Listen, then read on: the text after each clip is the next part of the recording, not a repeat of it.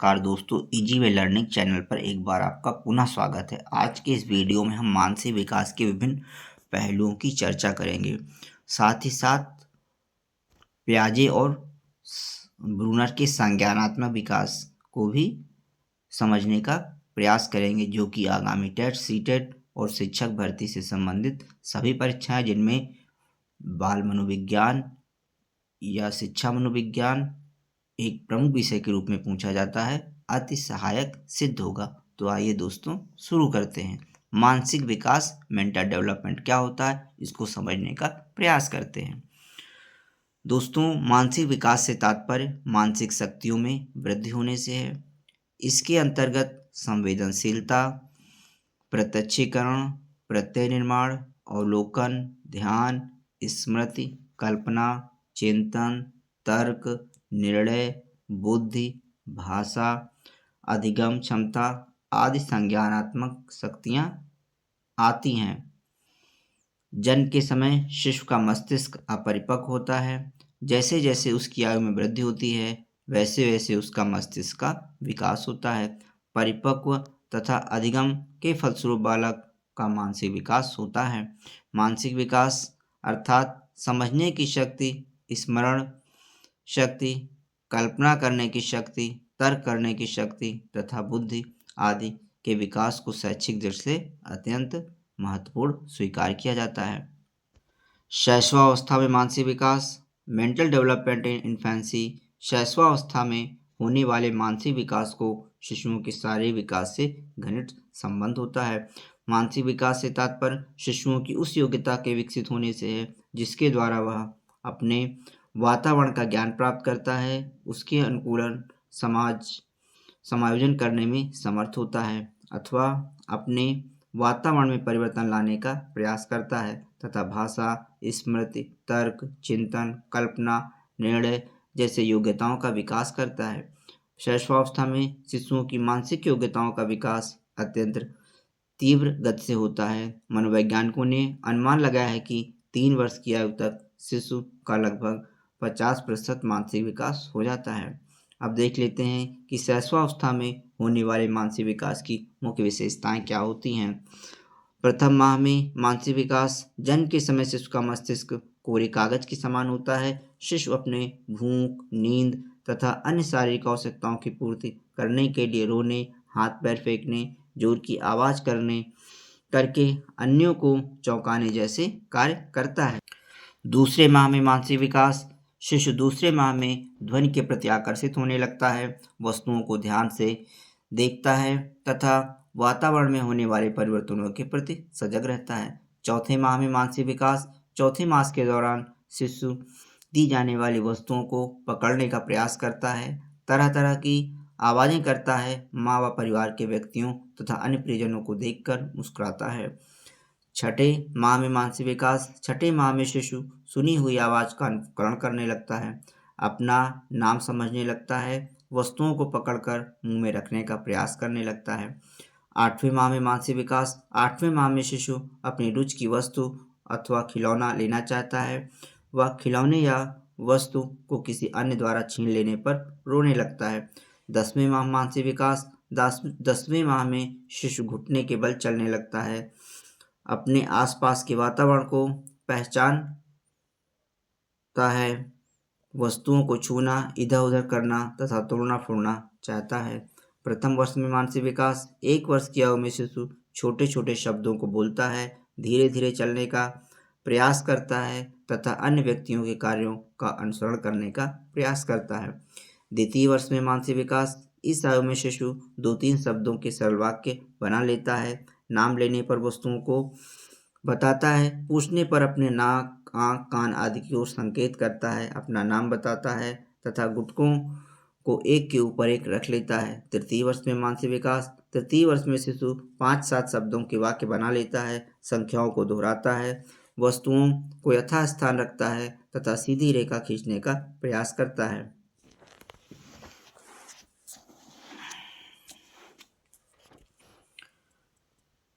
चतुर्थ मास में मानसिक विकास, चतुर्थ वर्ष में शिशु छोटे बड़े को समझने लगता है, चित्रों के बारे में प्रश्न पूछता है, 10 तक की गिनती याद कर लेता है, अक्षर लिखने लगता है तथा वस्तुओं को क्रम से रखता है। पंचम वर्ष में मानसिक विकास। 5वें वर्ष के दौरान शिशु बड़े वाक्य को बोलने लगता है, मुख्य रंगों को पहचानता है तथा छोटे व हल्के भारी का ज्ञान रखता है। अष्टम वर्ष में मानसिक विकास। छठे वर्ष में शिशु 15 से 20 तक गिनती याद कर लेता है, व्याकरण की दृष्टि से सही वाक्य बोलता है, सरल प्रश्नों के उत्तर देता है तथा चित्र के लुप्त भागों को बताता है। शैशवावस्था में विकसित होने वाली उपरोक्त वर्णित मानसिक कार्यक्षमताओं के अवलोकन से स्पष्ट है कि जन्म के उपरांत के प्रथम 6 वर्षों में शिशु मुख्यतः मूल प्रवृत्त्यात्मक मानसिक व्यवहार ही करता है। वह ज्ञानेंद्रियों के द्वारा आसपास की वस्तुओं को पहचान कर वातावरण का ज्ञान प्राप्त करता है। शिशु की ज्ञानेंद्रियां अर्थात देखने, सुनने, सूंघने, स्वाद लेने तथा स्पर्श करके महसूस करने की क्षमता धीरे धीरे विकसित हो जाती है। बाल्यावस्था में मानसिक विकास। बाल्यावस्था में मानसिक विकास की गति शैशवावस्था की तुलना में कुछ कम होती है। फिर भी इस अवस्था में बालकों में समझने, स्मरण करने, विचार करने, समस्या का समाधान करने, प्रत्यक्ष ज्ञान करने, चिंतन करने, निर्णय लेने जैसी शक्तियों का पर्याप्त विकास होता है। इस बाल्यावस्था के मानसिक विकास की प्रमुख विशेषताओं की चर्चा कर लेते हैं। दोस्तों, सप्तम वर्ष में मानसिक विकास। 7वें वर्ष के दौरान बालक छोटी छोटी घटनाओं का वर्णन कर लेता है, वस्तुओं में समानताएं तथा अंतर बताता है, संयुक्त तथा जटिल वाक्यों का समाधान खोजने का प्रयास करता है। अष्टम वर्ष में मानसिक विकास। 8वें वर्ष में बालक छोटी छोटी कविताएं तथा कहानियां याद कर लेते हैं, उनमें कहानी से संबंधित प्रश्नों का उत्तर देने की योग्यता विकसित हो जाती है। वे प्रतिदिन की साधारण समस्याओं का समाधान खोज लेते हैं। नवम वर्ष में मानसिक विकास। 9वें वर्ष की अवस्था में बालक समय, दिन, दिनांक, वर्ष आदि समझने लगता है, वह रुपए पैसे गिनने लगता है, वह सुनी हुई बातों को लगभग यथावत दोहराकर सुना देता है, जोड़ घटाव गुणा भाग से संबंधित सरल समस्याओं को हल कर लेता है। 10वें वर्ष में मानसिक विकास। 10 वर्ष की अवस्था में बालक द्रुत गति से बोलने लगता है, वह अपने कार्य स्वयं करने लगता है, वह सही ढंग से निरीक्षण तथा तार्किक चिंतन करने लगता है। 11 वर्ष में मानसिक विकास। Mental development in the 11th year. इस आयु में बालक कठिन शब्दों की व्याख्या करने लगता है, विभिन्न वस्तुओं की तुलना करने लगता है, वह प्रत्यक्ष अवलोकन करके पशु पक्षियों, कीड़े मकोड़े, कलपुर्जों आदि वस्तुओं का ज्ञान प्राप्त करने का प्रयास करता है। उसकी तर्क, जिज्ञासा तथा निरीक्षण शक्तियों का पर्याप्त विकास हो जाता है। 12वें वर्ष में मानसिक विकास। 12वें वर्ष के दौरान बालक बालिकाओं में तर्क करने तथा समस्या समाधान की योग्यता का काफ़ी अधिक विकास हो जाता है, वह हर बात के पीछे कारण खोजने का प्रयास करता है। बाल्यावस्था में होने वाले विकास के अंतर्गत बालक बालिकाओं की ज्ञानेंद्रियां परिपक्व होने लगती हैं, उनका चिंतन तथा तर्क बाह्य केंद्रित होने लगता है, उनकी निर्णय शक्ति विकसित हो जाती है, वे पढ़ने लिखने तथा अन्य संज्ञानात्मक क्रियाओं में रुचि लेते हैं, पहेली बूझने, समस्यात्मक खेलों को खेलने तथा मानसिक तर्क वाली क्रियाओं को करने में उनकी रुचि बढ़ जाती है। अब दोस्तों देख लेते हैं किशोरावस्था में मानसिक विकास। किशोरावस्था में मानसिक विकास अपनी उच्चतम सीमा पर पहुंचने लगता है। इस अवस्था में मानसिक विकास से संबंधित प्रमुख विशेषताएं की चर्चा कर लेते हैं। पहला है मानसिक योग्यताएं। किशोरावस्था में मानसिक योग्यताओं का स्वरूप लगभग निश्चित हो जाता है। किशोरों में सोचने समझने, विचार करने तथा समस्याओं का समाधान करने की उच्च स्तरीय मानसिक योग्यताएं विकसित हो जाती हैं, परंतु वे प्रौढ़ों से समान उनकी प्रभावशाली ढंग से उपयोग नहीं कर पाते हैं। ध्यान, चिंतन, तर्क, स्मरण आदि की योग्यताएं अपनी अधिकतम सीमा को छूने लगती हैं। यह माना जाता है कि 16 वर्ष की आयु तक किशोर किशोरियों का लगभग पूर्ण मानसिक विकास हो जाता है। कल्पना शक्ति, इमेजिनेशन। किशोरावस्था में किशोर वास्तविक जगत में रहते हुए भी कल्पना लोक में विचरण करते हैं। कल्पना की अधिकता के कारण उनमें दिवा स्वप्न देखने की प्रवृत्ति उत्पन्न हो जाती है। बालकों की अपेक्षा बालिकाओं में कल्पना शक्ति अधिक होती है। संगीत, कला, साहित्य तथा अन्य रचनात्मक कार्यों के द्वारा किशोर किशोरियाँ अपनी कल्पना शक्ति को अभिव्यक्त करते हैं। भाषा किशोरावस्था में शब्द भंडार बहुत अधिक बढ़ जाता है। चिंतन, तर्क तथा कल्पना शक्ति के विकास का प्रभाव बालकों की भाषा विकास पर पड़ता है। सामाजिक संपर्क तथा बालक के प्रभाव के फलस्वरूप उनका भाषा ज्ञान में तीव्र वृद्धि होती है। सॉरी, इस लाइन को फिर से देख लेते हैं। सामाजिक संपर्क तथा विद्यालय के प्रभाव के फलस्वरूप उनका भाषा ज्ञान तीव्र गति से बढ़ता है। रुचियों में विकास किशोरावस्था में रुचियों का विकास तीव्र गति से होता है। शारीरिक स्वास्थ्य तथा आकर्षण, पौष्टिक भोजन, वेशभूषा, पढ़ाई लिखाई, आदर्श भावी रोजगार, चलचित्र, दूरदर्शन, साहित्य पढ़ने आदि में किशोर किशोरियों की विशेष रुचि हो जाती है। इस प्रकार किशोरावस्था में मानसिक योग्यताएं अपनी चरम सीमा पर पहुंच जाती। अब सबसे पहले हम पियाजे के अनुसार संज्ञानात्मक विकास की चर्चा कर लेते हैं। दोस्तों, जीन पियाजे को संज्ञानात्मक विकास के क्षेत्र में कार्य करने वाले तत्कालीन मनोवैज्ञानिकों में सर्वाधिक प्रभावशाली स्वीकार किया जाता है। पियाजे का जन्म 9 अगस्त सन 1896 को स्विट्जरलैंड में हुआ था। 22 वर्ष की अल्पायु में उन्होंने जंतु विज्ञान जूलॉजी विषय में पीएचडी की उपाधि अर्जित की। उन्होंने जंतु विज्ञान के क्षेत्र में अनेक लेख भी प्रकाशित किए। तत्पश्चात उन्होंने जीव विज्ञान तथा ज्ञान प्राप्त की प्रक्रिया के बीच संबंध खोजने का प्रयास किया। मनोविज्ञान के प्रशिक्षण के दौरान उन्होंने अल्फ्रेड बिने के निर्देशन में फ्रेंच स्कूल के बच्चों के बुद्धि परीक्षण का भी कार्य किया। वे बच्चों के द्वारा बौद्धिक प्रश्नों पर दिए जाने वाले गलत उत्तरों से अत्यधिक विचलित हुए। उन्होंने विभिन्न आयु के बच्चों के द्वारा अपने चारों ओर के बाह्य जगत का ज्ञान प्राप्त करने की प्रक्रिया का अध्ययन करना प्रारंभ किया।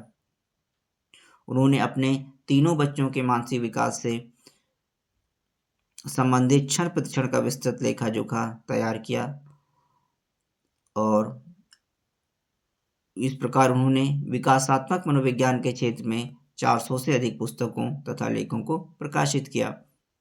दोस्तों, संज्ञानात्मक विकास के क्षेत्र में अपना महत्वपूर्ण योगदान छोड़ते हुए जीन पियाजे 16 सितंबर 1980 को परलोकवासी हो गए। पियाजे के अनुसार संज्ञानात्मक कार्यविधि कॉग्निटिव फंक्शनिंग की दो मुख्य विशेषताएं होती हैं। पहला संगठन ऑर्गेनाइजेशन और दूसरा अनुकूलन एडेप्टेशन। संगठन क्या होता है? संगठन से तात्पर्य प्रत्यक्षीकृत यानी जो हम देखता है बच्चा तथा बौद्धिक सूचनाओं परसेप्चुअल एंड कॉग्निटिव इंफॉर्मेशंस को सार्थक पैटर्न्स जिन्हें बौद्धिक संरचनाएं कहते हैं में व्यवस्थित करने से है।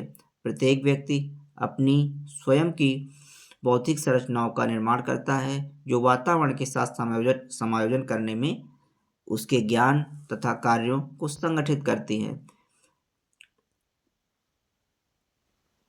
व्यक्ति मिलने वाली नवीन सूचनाओं को इन पूर्व निर्मित बौद्धिक सूचना संरचनाओं में संगठित करने का प्रयास करता है, परंतु कभी कभी वह इस कार्य में सफल नहीं हो पाता है, तब वह अनुकूलन करता है।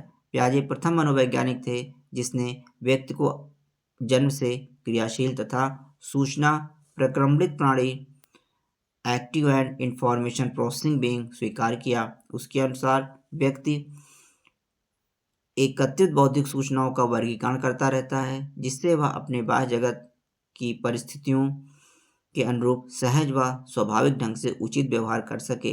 अनुकूलन वह प्रक्रिया है जिसके द्वारा व्यक्ति अपने पूर्व ज्ञान तथा नवीन अनुभवों के मध्य संतुलन स्थापित करता है। अनुकूलन के अंतर्गत दो प्रक्रियाएं आती हैं, एक आत्मसात्करण होता है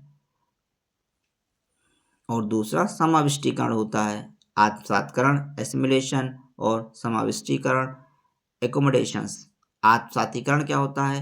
आत्मसातीकरण से तात्पर्य नवीन अनुभवों को पूर्ववर्ती विद्यमान भौतिक संरचनाओं में व्यवस्थित करने से है, जबकि समाविष्टीकरण से तात्पर्य नवीन अनुभवों की दृष्टि से पूर्ववर्ती बौद्धिक संरचनाओं में सुधार करने से है। विस्तार करने या परिवर्तन करने से है या विद्यमान भौतिक संरचनाओं को परिवर्तित करने की प्रक्रिया है जिससे नवीन अनुभव अथवा ज्ञान को उचित ढंग से व्यवस्थित किया जा सके। जीवन के नए अनुभवों का अनुकूलन करते समय व्यक्ति पहले अपने सभी अनुभवों तथा सूचनाओं को पहले से विद्यमान बौद्धिक संरचनाओं में आत्मसात करने का प्रयास करता है। यदि उसे लगता है कि ऐसा करना संभव नहीं है, तब वह अपनी बौद्धिक संरचनाओं में परिवर्तन लाकर समाविष्ट करता है। स्पष्ट है कि अनुकूलन में व्यक्ति या तो नवीन सूचनाओं को पुरानी बौद्धिक संरचनाओं में आत्मसात करता है अथवा पुरानी बौद्धिक संरचनाओं को नवीन बौद्धिक संरचनाओं में समायोजित करता है। अनुकूलन की यह प्रक्रिया जीवन पर्यंत चलती रहती है। पियाजे के अनुसार बौद्धिक विकास व्यक्ति तथा वातावरण की परस्पर सतत अंतःक्रिया पर निर्भर करता है। दोस्तों, अनुकूलन की प्रक्रिया को एक उदाहरण के माध्यम से समझते हैं। मान लिया कि 2 वर्ष का कोई बालक जब प्रथम बार किसी सफेद कुत्ते को देखता है, तब वह प्रश्न करता है कि यह क्या है। माता पिता उसे बताते हैं कि यह कुत्ता है। बालक उस कुत्ते को ध्यान से देखता है तथा जान जाता है कि कुत्ते के 2 आँखें, 2 कान, 1 मुंह, 1 पूंछ, 4 पैर होते हैं तथा सफेद रंग का होता है। कुछ दिन बाद वह बालक बकरी के सफेद रंग के बच्चे को अपने सम्मुख देखता है, तो वह देखता है कि यह सफेद रंग की है, इसके भी 2 आँखें, 2 कान, 1 मुंह व 4 पैर हैं। वह सोचता है कि यह कुत्ता है। यह बालक की आपसातीकरण की प्रक्रिया है। बालक बकरी में कुत्ते जैसे गुण इसलिए देख रहा है क्योंकि उसे बकरी कुत्ते के समान प्रतीत हो रही है। वह कुत्ते के प्रत्यय का बकरी से मिलान कर रहा है तथा बकरी के कुत्ते से भिन्न गुणों पर ध्यान नहीं दे पा रहा है। जब बालक पहले से ज्ञात बातों में कोई नवीन बात जोड़ता है अथवा अंतर करना सीखता है, तो उसे समाविष्टीकरण की प्रक्रिया कहेंगे। जैसे यदि कोई बालक जानता है कि कुत्ते के 2 आँखें, 2 कान, 1 मुंह, 4 पैर, 1 पूंछ होती है तथा यदि अब वह सीखता है कि कुत्ता भौंकता है, तो वह इसमें उसके पूर्ववर्ती ज्ञान में एक नवीन बात जुड़ जाएगी। जैसे जैसे पुरानी बातों में नई नई बातें जुड़ती जाएं, वैसे वैसे कुत्ते से संबोधित उसका प्रत्यय परिपक्व होता जाएगा। इसी प्रकार जब बालक कुत्ते तथा बकरी में अंतर सीख जाएगा, तो यह समाविष्टीकरण होगा। आत्मसातीकरण तथा समाविष्टीकरण की प्रक्रिया तभी घटित होती है जब वातावरणीय उद्दीपन बालक के द्वारा अर्जित बौद्धिक स्तर के अनुरूप होते हैं।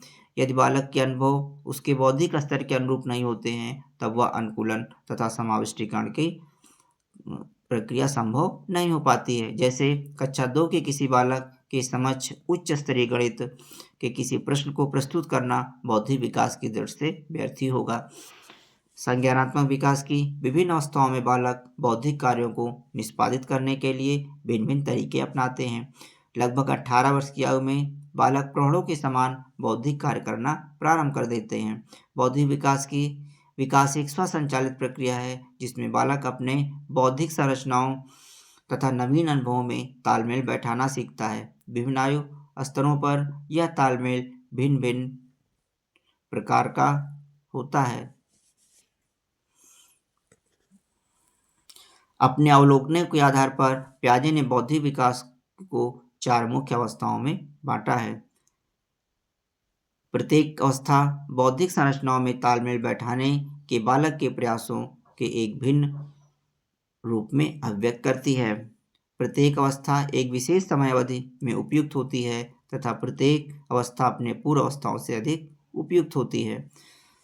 दोस्तों, पियाजे ने बौद्धिक विकास को 4 अवस्थाएं बताई हैं। संवेदनात्मक गामक अवस्था, सेंसरी मोटर स्टेज, दूसरी पूर्व संक्रियात्मक अवस्था, प्री ऑपरेशनल स्टेज, तीसरी मूर्त संक्रियात्मक अवस्था, कॉन्क्रीट ऑपरेशन स्टेज और चौथी है औपचारिक संक्रिया अवस्था, फॉर्मल ऑपरेशन स्टेज।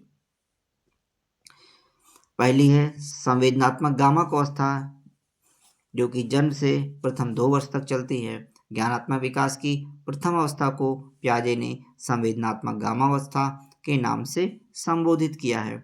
यह अवस्था जन्म के उपरांत प्रथम 2 वर्षों तक चलती है। इस अवस्था में बालक देखने, पहुँचने, पकड़ने, चूसने आदि की स्वतः सहज क्रियाओं से व्यवस्थित प्रयासरत क्रियाओं की ओर अग्रसर होता है।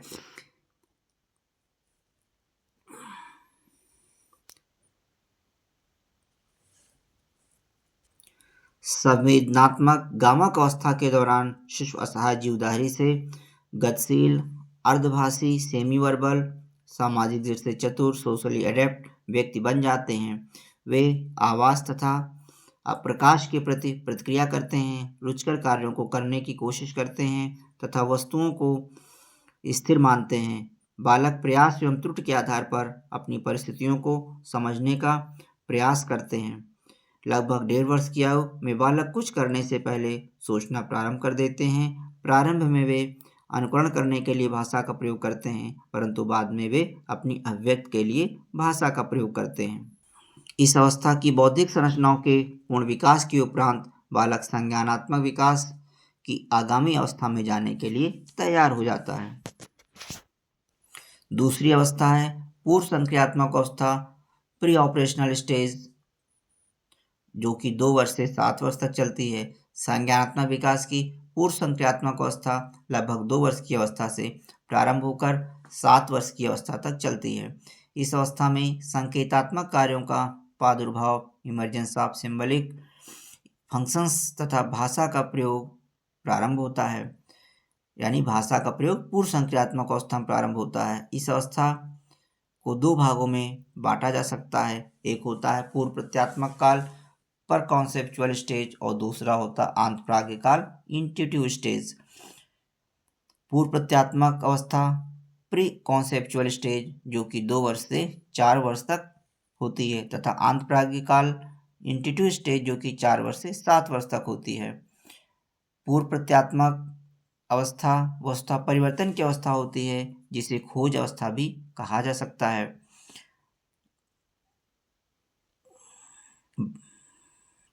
बालक विभिन्न घटनाओं या कार्यों के संबंध में क्यों तथा कैसे जैसे प्रश्नों का उत्तर जानने में रुचि रखते हैं। वे जिस भी कार्य को अन्यों के द्वारा करते या होते देखते हैं, उसी कार्य को करने लगते हैं। उनमें बड़ों का अनुकरण करने की प्रवृत्ति होती है। पूर्व प्रत्यात्मक अवस्था में भाषा विकास का विशेष महत्व रहता है। 2 वर्ष का बालक लगभग 200 शब्दों को समझ लेता है, जबकि 6 वर्ष का बालक 16,000 शब्दों को समझ लेता है। 2 वर्ष के बालक 1 या 2 शब्दों के वाक्य बना लेते हैं, जो व्याकरण की दृष्टि से प्रायः अशुद्ध व अपूर्ण होते हैं। 3 वर्ष का बालक लगभग 8-10 वाक्यों बोलने लगता है, जो कि व्याकरण की दृष्टि से लगभग शुद्ध होता है। पूर्व संक्रियात्मक अवस्था में भाषा का अधिकतम विकास होता है। दोस्तों, यह पॉइंट मोस्ट इम्पॉर्टेंट है। पूछा जाता है कि भाषा का अधिकतम विकास किस आयु में होता है, तो पूर्व संक्रियात्मक अवस्था में भाषा का अधिकतम विकास होता है। अच्छे तथा समृद्ध भाषाई वातावरण रिच वर्बल एनवायरनमेंट में बालक की भाषा विकास करने के अधिक अवसर मिलते हैं। लगभग 4 वर्ष से लेकर 7 वर्ष तक की आयु में बालक आंतप्राज्ञ चिंतन अवस्था में होता है। आंतप्राज्ञ से प्याजे का तात्पर्य बिना किसी तार्किक विचार प्रक्रिया के किसी वस्तु या बात को मस्तिष्क के द्वारा तुरंत स्वीकार कर लेने से है। उदाहरण के लिए, यदि समान लंबाई की 2 छड़ों को एक दूसरे के समानांतर रखकर 4 वर्ष के बालक से पूछा जाता है कि कौन सी छड़ी अधिक लंबी है, तो बालक का उत्तर होगा कि दोनों छड़ी बराबर लंबाई की हैं। अब यदि बालक के देखते हुए ही उनमें से एक छड़ी को कुछ खिसका दिया जाए तथा उससे पुनः यह प्रश्न पूछा जाए, तो अधिकतर बालक उनमें से एक छड़ी को दूसरे से अधिक लंबी बताते हैं। इसमें दोस्तों चित्र में आंतप्राज्ञ चिंतन की अवस्था दिखाया गया है। 2 समान नाप की छड़ियाँ ली गई हैं। प्रथम स्थिति में अगर हम छड़ी को एक साथ रखते हैं और दूसरी स्थिति में यदि एक छड़ी को पीछे रखते हैं और दूसरी छड़ी को उसी के समानांतर थोड़ा आगे बढ़ा देते हैं, तो सामान्य अवस्था में बालक जो है प्रायः एक छड़ी को दूसरे छड़ी से बड़ा बता देता है, लेकिन वास्तव में दोनों छड़ियाँ एक ही नाप की होती हैं। यही जो है आंतप्राज्ञ चिंतन की अवस्था होती है।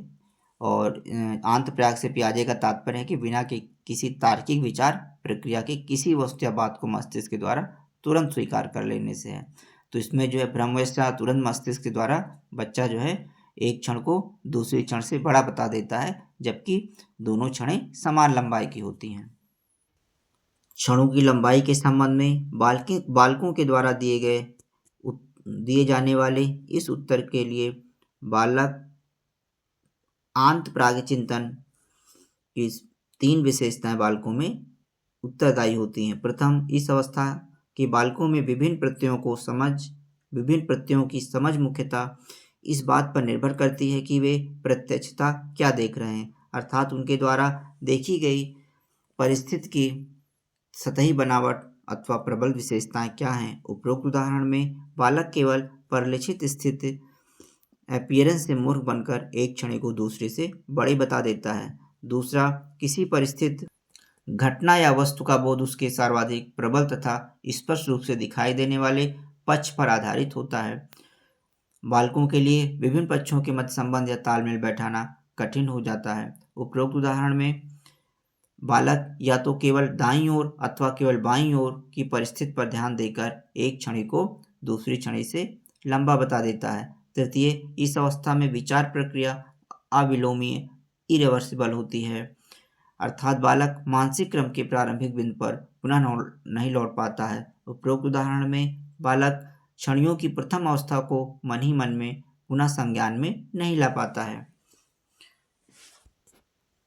आंतप्रज्ञ चिंतन अवस्था की समाप्ति की एक महत्वपूर्ण विशेषता संरक्षण सिद्धांत प्रिंसिपल ऑफ कंजर्वेशन की प्राप्ति है। संरक्षण का सिद्धांत कहता है कि किसी वस्तु की मात्रा पर उस वस्तु के आकार में परिवर्तन करने अथवा उस वस्तु को हिस्सों में या टुकड़ों में विभक्त कर देने का कोई प्रभाव नहीं होता है। पियाजे ने संहति, भार, आयतन, संख्या आदि के संरक्षण का अध्ययन किया। पियाजे के अनुसार तार्किक क्रियाओं को करने के लिए संरक्षण का ज्ञान आवश्यक होता है। संरक्षण के ज्ञान के लिए विलोमीयता, रिवर्सिबिलिटी तथा तार्किक गुणता, लॉजिकल मल्टीप्लिकेशन नामक दो पूर्व योग्यताएं आवश्यक होती हैं। विलोमीयता से अभिप्राय किसी वस्तु को मन ही मन में उसके पूर्व आकार में समझने से है। जैसे किसी बालक को गीली मिट्टी की दो एक समान गेंद दी जाएं, फिर उसके सम्मुख ही उनमें से एक गेंद को दबाकर लंबा कर दिया जाए,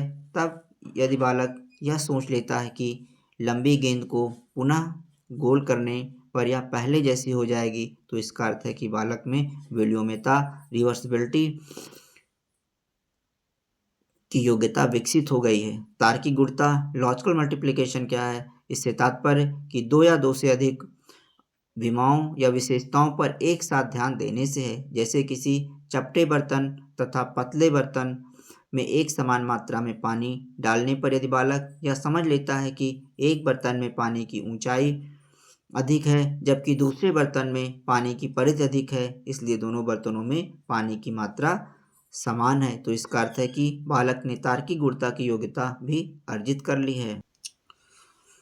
विलोमीयता, रिवर्सिबिलिटी तथा तार्किक गुणता, लॉजिकल मल्टीप्लिकेशन की योग्यताएं बालक को संरक्षण का सिद्धांत समझने योग्य बनाती हैं, जिससे बालक में तार्किक चिंतन की प्रभावशीलता बढ़ती है। पूर्व संक्रियात्मक अवस्था के आंतप्राग चिंतन काल में बालक के खेल अधिकाधिक सामाजिक होते हैं। बालक प्रायः पोस्टमैन, पुलिसमैन, अध्यापक, डॉक्टर, वकील, नेता जैसे सामाजिक भूमिकाओं का अनुकरण करते हैं।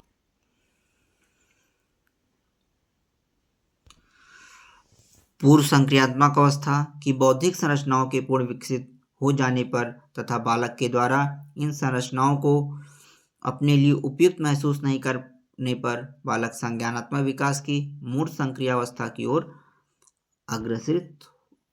अग्रसित होने के लिए तत्पर हो जाते हैं। तीसरी अवस्था है मूर्त संक्रियात्मक अवस्था, कॉन्क्रीट ऑपरेशंस स्टेज। मूर्त संक्रियात्मक अवस्था लगभग 7 वर्ष से 12 वर्ष की आयु तक होती है। इस अवस्था में पूर्व संक्रियात्मक अवस्था का अतार्किक चिंतन संक्रियात्मक विचारों का स्थान लेने लगता है। बालक छोटे छोटे विलोमीय रिवर्सिबल पद की श्रृंखला के द्वारा विचार करने लगता है। बालक मूर्त वस्तुओं के संबंध में अनेक विभिन्न प्रकार के तार्किक संक्रियाएं करने लगता है। वस्तुओं के बाह्य व सतही अंतर उन्हें अब मूर्ख नहीं बना पाते हैं। अब वे माप सकते हैं, तौल सकते हैं, गिन सकते हैं। जब सूचनाएं मूर्त रूप में होती हैं तब वे ठीक ढंग से उनकी तुलना भी कर सकते हैं। मूर्त संक्रियात्मक अवस्था के दौरान बालक 3 गुणात्मक मानसिक योग्यताओं में पर्याप्त निपुणता प्राप्त कर लेते हैं। ये 3 योग्यताएं हैं विचारों की विलोमीयता, रिवर्सिबिलिटी ऑफ थॉट्स, संरक्षण कंजर्वेशन तथा क्रमबद्धता व पूर्ण प्रत्ययों का उपयोग करना। मूल संक्रियात्मक अवस्था में बालक एक साथ अंश तथा पूर्ण दोनों के संबंध में भी विचार करना प्रारंभ कर देता है, अर्थात बालकों में यह योग्यता विकसित हो जाती है कि वह वस्तुओं को कुछ भागों में विभक्त कर सके तथा उन भागों से संबंधित समस्याओं पर तार्किक चिंतन कर सके। मूल संक्रियात्मक अवस्था में बालकों में आत्म केंद्रित प्रवृत्ति कम होने लगती है। वे अपने बाह्य जगत को अपेक्षाकृत अधिक महत्व देना प्रारंभ कर देते हैं।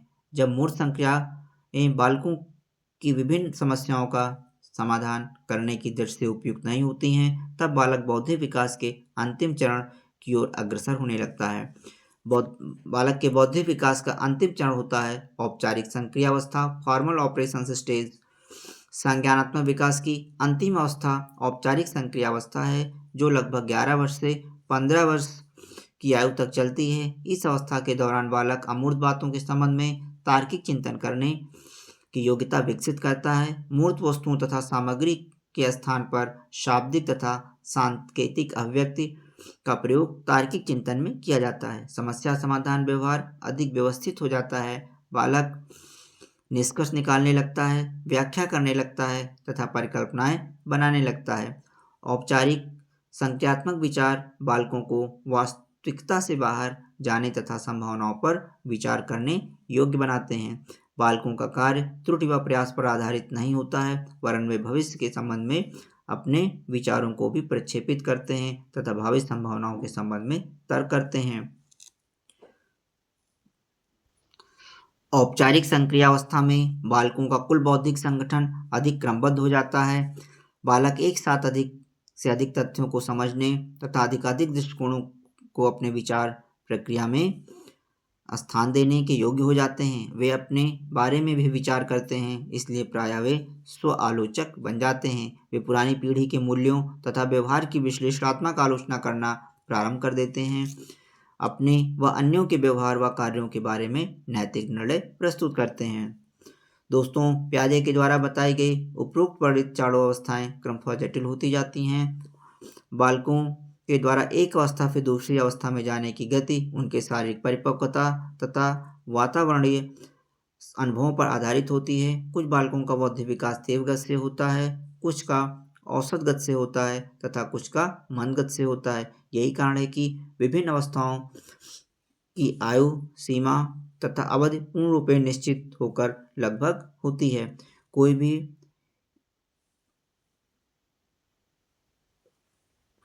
भी अवस्था एकदम से समाप्त नहीं हो जाती है, बल्कि धीरे धीरे एक अवस्था से दूसरी अवस्था में प्रविष्ट होता है। बालक किसी एक क्षेत्र में पूर्ण संक्रियात्मक अवस्था में हो सकता है, जबकि किसी अन्य क्षेत्र में वह मूर्त संक्रियात्मक अवस्था में हो सकता है तथा किसी अन्य क्षेत्र में वह औपचारिक संक्रियावस्था में हो सकता है। दोस्तों, प्याजे के द्वारा बताई गई बौद्धिक विकास की अवस्थाओं के शैक्षिक दृष्टि से सार्थक होने के कारण इन्हें शिक्षा शास्त्र में अत्यंत महत्वपूर्ण स्थान दिया जाता है। अब दोस्तों, ब्रूनर के अनुसार संज्ञानात्मक विकास की चर्चा कर लेते हैं। जेरोम ब्रूनर नामक अमेरिकन मनोवैज्ञानिक ने भी संज्ञानात्मक विकास के एक नए सिद्धांत का प्रतिपादन किया। ब्रूनर के इस सिद्धांत को प्याजे के द्वारा प्रतिपादित ज्ञानात्मक का एक प्रमुख विकल्प माना जाता है। बालकों के संज्ञानात्मक व्यवहार का विस्तृत अवलोकन करके ब्रूनर ने ज्ञानात्मक विकास की विशेषताओं को वर्गीकृत किया है। ब्रूनर ने संज्ञानात्मक विकास की 3 अवस्थाएं बताई हैं: क्रियात्मक अवस्था इनएक्टिव स्टेज, प्रतिबिंबात्मक अवस्था इकोनिक स्टेज और संकेतात्मक अवस्था सिंबॉलिक स्टेज। दोस्तों, इनएक्टिव स्टेज यानी क्रियात्मक अवस्था, प्रतिबिंबात्मक अवस्था इकोनिक स्टेज यानी आइकोनिक स्टेज और संकेतात्मक अवस्था यानी सिंबॉलिक स्टेज। इसको हम EIS वर्ड्स याद रख सकते हैं। EIS, ई से इनएक्टिव, आई से iconic and S for symbolic stage.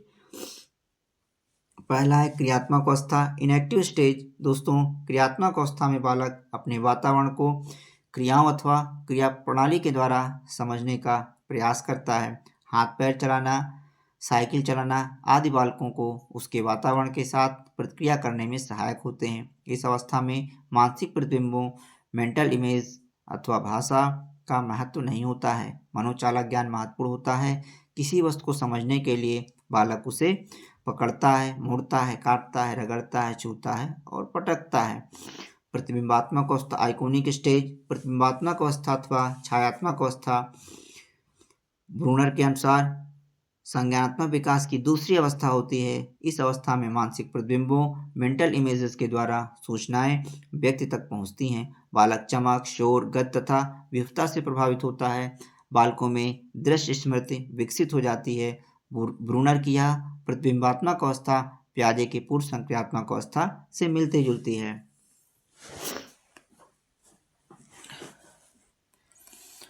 संकेतात्मक अवस्था। संकेतात्मक अवस्था में बालक की क्रियात्मक तथा प्रत्यक्षीकृत समझ का प्रतिस्थापन संकेत प्रणाली के द्वारा हो जाता है।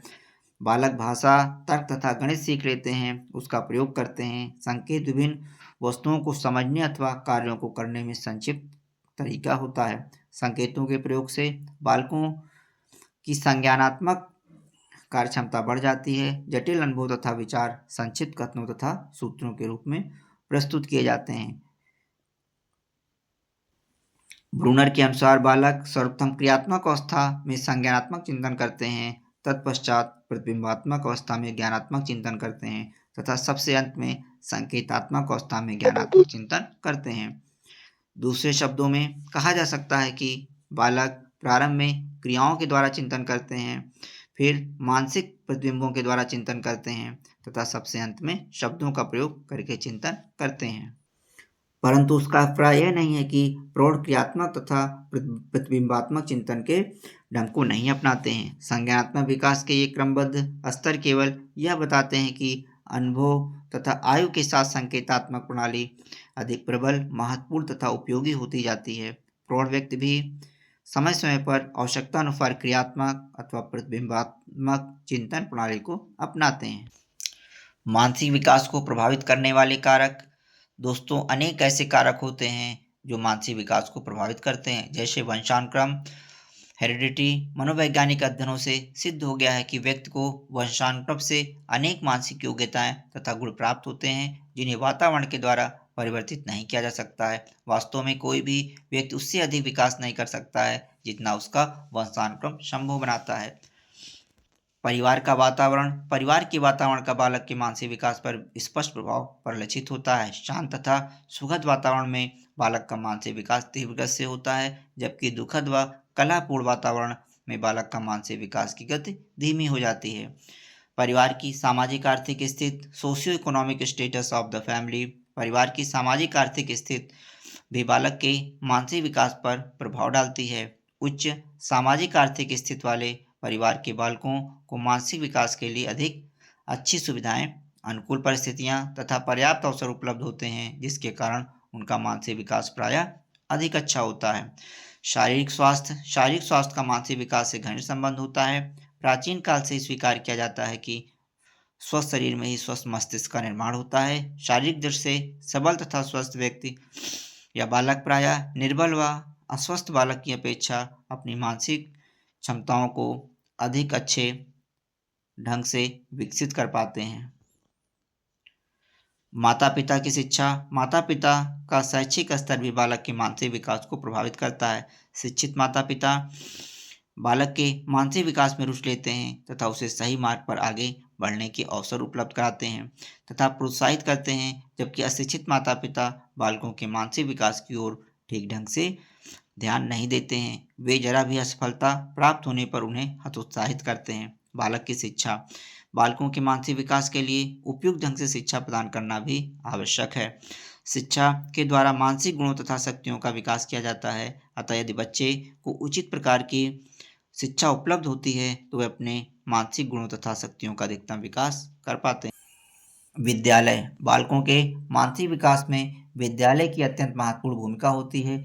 एक अच्छा विद्यालय बालकों को मानसिक विकास के पूर्ण अवसर प्रदान करता है, जिससे बालकों की मानसिक शक्तियों का अधिकतम विकास संभव हो सके। इसके विपरीत एक निकृष्ट विद्यालय बालकों की मानसिक शक्तियों को कुंठित करके उनके विकास के अवसर समाप्त कर देता है। अध्यापक, टीचर्स। बालक के मानसिक विकास पर उसके अध्यापकों का भी प्रभाव पड़ता है।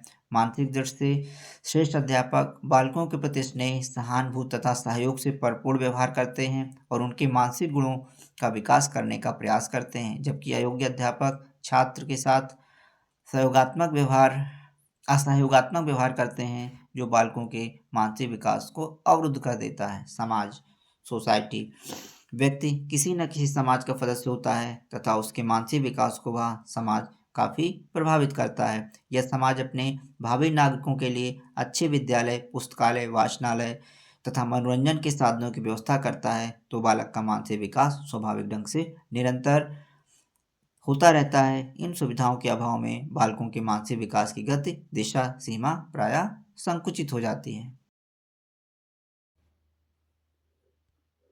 दोस्तों, जीन पियाजे के संज्ञानात्मक विकास और ब्रूनर के संज्ञानात्मक विकास को हम सारांश रूप में प्रस्तुत करेंगे, जो कि परीक्षा की दृष्टि से अत्यंत महत्वपूर्ण होगा।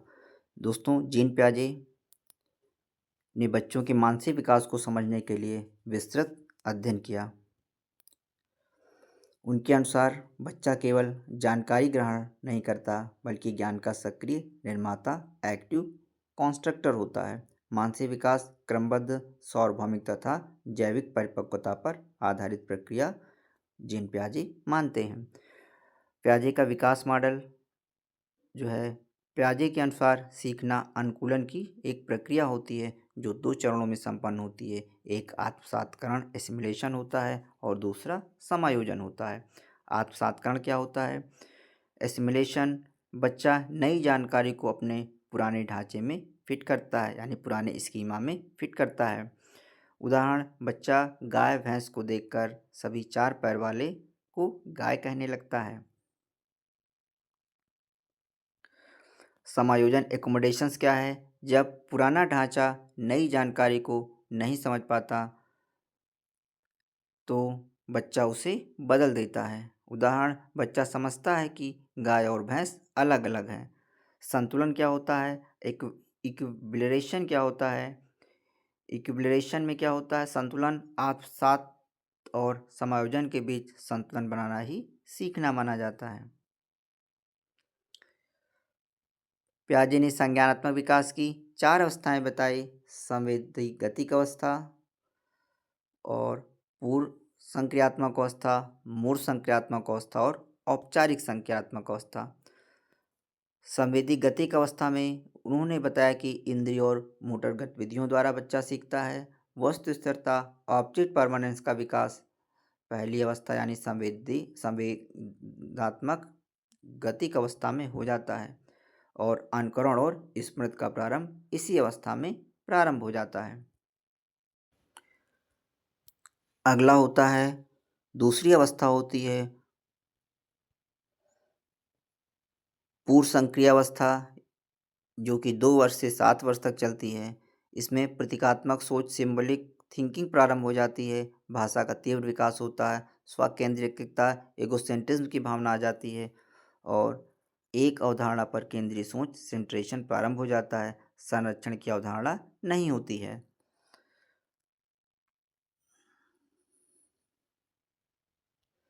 तीसरी अवस्था होती है मूर्त संचालन या मूर्त संक्रियावस्था। इस अवस्था में ठोस वस्तुओं पर तार्किक व संगठित सोच प्रारंभ हो जाती है। इसी अवस्था में संरक्षण, कंजर्वेशन, वर्गीकरण, क्लासिफिकेशन, श्रेणीबद्धता, सीरिएशन तथा प्रतिवर्ती सोच का विकास हो जाता है।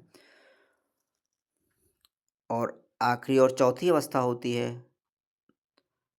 औपचारिक संक्रियावस्था, जो कि 11 वर्ष के बाद की अवस्था होती है। इस अवस्था में अमूर्त वैज्ञानिक और परिकल्पनात्मक सोच का विकास होने लगता है। समस्या समाधान में तर्क का उपयोग प्रारंभ हो जाता है और संभावनाओं पर आधारित तर्क बालक करना प्रारंभ कर देते हैं। पियाजे के सिद्धांत की शैक्षिक उपयोगिता देखें तो शिक्षा बच्चे की विकास अवस्था के अनुरूप होनी चाहिए। बच्चा स्वयं खोज के माध्यम से सीखता है। शिक्षक, मार्गदर्शक तथा वातावरण निर्माता होता है। ज्ञान को ठोस से अमूर्त रूप में प्रस्तुत किया जाए। बालक की गलतियां उसके सीखने का महत्वपूर्ण हिस्सा हैं। जेरोम ब्रूनर का संज्ञानात्मक विकास सिद्धांत। जेरोम ब्रूनर के अनुसार मानसिक विकास का केंद्र सीखने की प्रक्रिया है, ना कि केवल विकास की जैविक अवस्था। उन्होंने ज्ञान को प्रस्तुत करने की 3 विधियाँ बताई।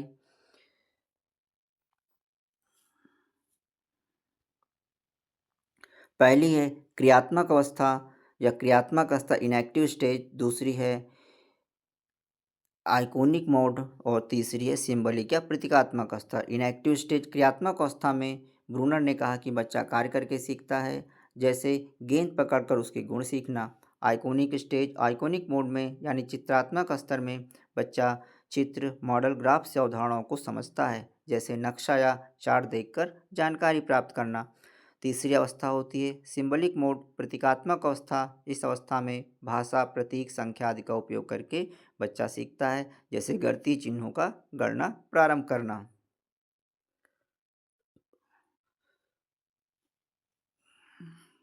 जैसे गणितीय चिन्हों की सहायता से गणितीय समस्याओं को हल करना, गणना कार्य प्रारंभ करना। ब्रूनर ने स्पाइरल करिकुलम दिया है। स्पाइरल करिकुलम क्या होता है? किसी भी विषय को बच्चों को उनकी आयु के अनुसार सरल रूप में सिखाया जाए, वह विषय आगे चलकर अधिक जटिल रूप में बार बार पढ़ाया जाए। बच्चा हर अवस्था में विषय की संरचना समझ जाता है। यानी ब्रूनर का स्पाइरल करिकुलम है कि एक ही विषय वस्तु को उसकी आयु के अनुरूप पढ़ाया जाए और बच्चों के स्तर के अनुसार उसकी कठिनता स्तर या उसमें जो विषय वस्तु हो उसको उसी के अनुसार वृद्धि कर दी, आयु बढ़ने के साथ साथ बढ़ा दिया जाए। ऐसे प्रकार के करिकुलम को स्पाइरल करिकुलम कहते हैं। ब्रूनर ने एक कॉन्सेप्ट डिस्कवरी लर्निंग का दिया। ब्रूनर के अनुसार सीखना तभी प्रभावी होता है जब बच्चा स्वयं खोजे, समस्याएं हल करे, प्रयोग करे और निर्णय ले। इससे सीखना अस्थायी और अर्थपूर्ण होता है। ब्रूनर ने एक महत्वपूर्ण कॉन्सेप्ट स्कैफोल्डिंग का दिया। स्कैफोल्डिंग शिक्षक बच्चे को कठिन कार्य करते समय सहायता देता है। सहायता धीरे धीरे कम करके बच्चा स्वावलंबी बनाया जाता है। यह सामाजिक संज्ञानात्मक विकास में महत्वपूर्ण है। स्कैफोल्डिंग का सामान्य अर्थ है कि बच्चे की अस्थायी रूप से सहायता करना।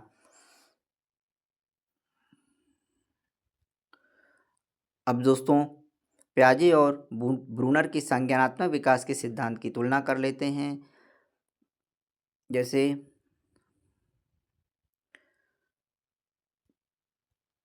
आधार देखें तो विकास का आधार प्याजे मानते हैं कि जैविक परिपक्वता होती है और ब्रूनर शिक्षण व अनुभव मानते हैं। विकास के चरण प्याजे संज्ञानात्मक विकास के 4 निश्चित चरण निश्चित करते हैं। ब्रूनर ने संज्ञानात्मक विकास के 3 चरण तो माने हैं, लेकिन कोई कठोर चरण की कल्पना उन्होंने नहीं की है। सीखना प्याजे के अनुसार सीखना विकास के बाद होता है, जबकि ब्रूनर का मानता है कि उचित मार्गदर्शन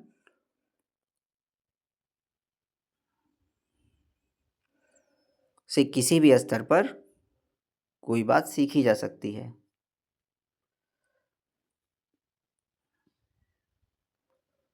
प्याजे सीखने की विधि प्राकृतिक खोज पर आधारित मानते हैं, जबकि ब्रूनर ने संरचित खोज यानी गाइडेड डिस्कवरी पर जोर दिया है। शिक्षक की भूमिका प्याजे के अनुसार शिक्षक वातावरण निर्माता होता है, जबकि ब्रूनर सहायक के रूप में शिक्षक को स्कैफोल्डर मानते हैं।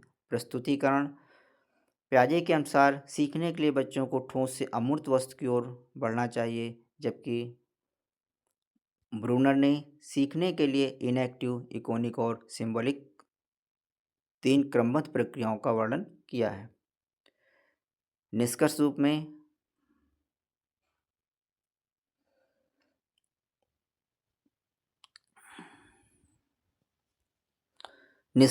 हम कह सकते हैं कि प्याजे बच्चे के स्वाभाविक संज्ञानात्मक विकास